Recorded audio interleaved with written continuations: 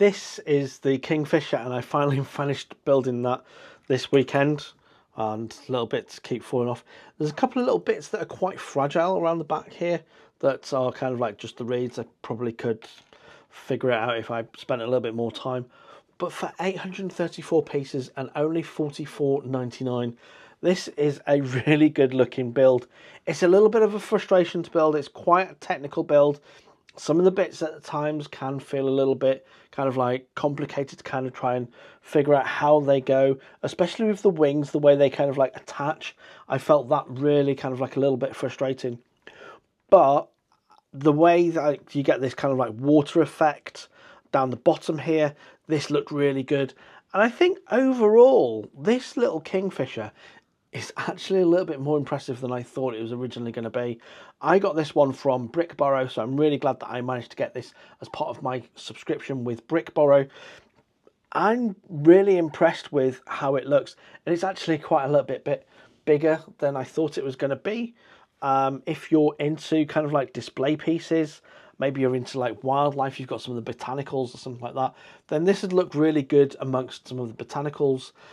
It's quite an advanced, quite advanced kind of like building techniques in there, I'd say, just with like the way that the wings kind of like attach and stuff like that, which I'm really impressed with, but also found really, really frustrating.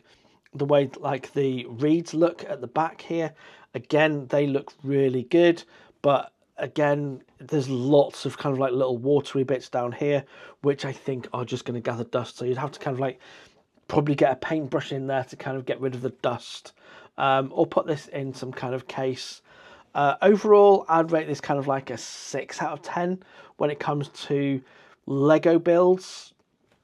It looks really good, but it was kind of frustrating. Not one that I will be adding to my collection myself, but if you are, as I say, into the botanicals and the wildlife kind of side of things, then it might look good as a display piece on there.